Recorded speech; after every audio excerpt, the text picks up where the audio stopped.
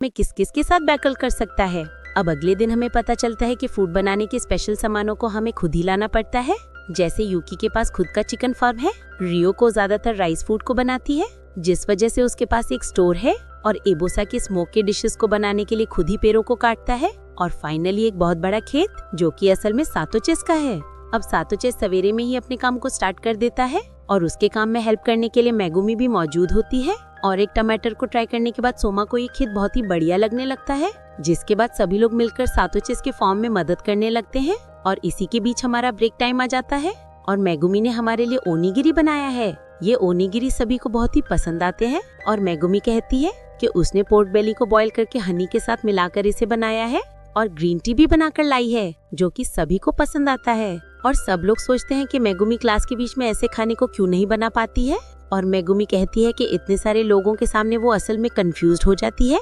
और तभी हमें पता चलता है कि इस एकेडमी में रिसर्च सोसाइटी भी मौजूद है जहाँ पर हम किसी भी खाने के ऊपर रिसर्च कर सकते हैं, और इसकी मदद से हम कुकिंग कॉन्टेस्ट भी पार्टिसिपेट कर सकते हैं। अब यहाँ पे कई सारे अलग अलग सोसाइटी मौजूद होते हैं और हम कंफ्यूज होते हैं कि किस में हमें ज्वाइन करना चाहिए, और तभी हम राइस बॉल सोसाइटी में पहुँच जाते हैं। लेकिन यहाँ का लीडर खुद ही डिप्रेशन में होता है। सोमा यहाँ की रेसिपी बुक को पढ़ने लगता है जो कि उसे बहुत ही इंटरेस्टिंग लगता है और सोचता है कि इस सोसाइटी को बंद क्यों किया जा रहा है। लेकिन तभी लीडर कहते हैं कि राइस बॉल कोई मजाक नहीं है, ये एक ऐसा खाना है जिसे कम टाइम में बहुत ही स्वादिष्ट बनाया जाता है, लेकिन सिर्फ एक लड़की की वजह से उन्हें इस पूरे सोसाइटी को बंद करना पड़ रहा है, और वो लड़की है एरिना।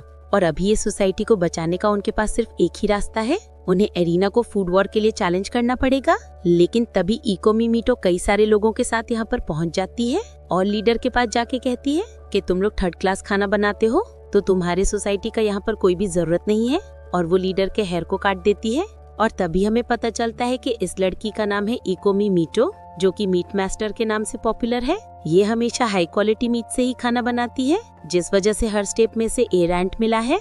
लेकिन तभी सोमा आके कहता है कि राइस बॉल सोसाइटी की तरफ से वो आगे लड़ना चाहता है, और तभी इकोमी कहती है कि तुम तो वही लड़के हो ना जिसने असेंबली में फ्री का भाषण दिया था, और तुम्हें तो निकालने में मुझे बहुत ही मजा आएगा। लेकिन सोमा कहता है कि अगर तुम इस बैटल को हार जाते हो तो तुम्हें इस राइस बॉल ग्रुप में ज्वाइन होना पड़ेगा। इकोमी बताती है कि इस वॉर में हमें राइस बॉल और मीट को मिलाकर कुछ डिश को बनाना पड़ेगा और डेट हमें जल्दी ही बता दिया जाएगा। और जाते वक्त इकोमी सोचती है कि इस किले को इसका जगह सिखाना पड़ेगा। अब अगले दिन लीडर कहते हैं कि हमें इस वॉर के लिए 2 दिनों का टाइम दिया गया है, और इससे पहले हमें कोमी के सीक्रेट वेपन के बारे में जान लेना चाहिए। मीट कितना डिलीशियस होता है इसके लिए A से लेके C तक रैंक किया जाता है, और इसमें कितने फ्लेवर्स होंगे उनके लिए 1 से लेके 5 तक रैंक किया जाता है, और A5 मीट इन सब में से टॉप का मीट माना जाता है। लेकिन इन्हें बनाने के लिए एक बहुत बड़े कंपनी की जरूरत होती है, और मिको के डैड ऐसे ही एक कंपनी के मालिक हैं, लेकिन वो लोग इस मीट को खरीद नहीं सकते हैं क्योंकि ये चीज उनके औकात के बाहर है। जिस पर सोमा कहता है कि मीट से कोई फर्क नहीं पड़ता,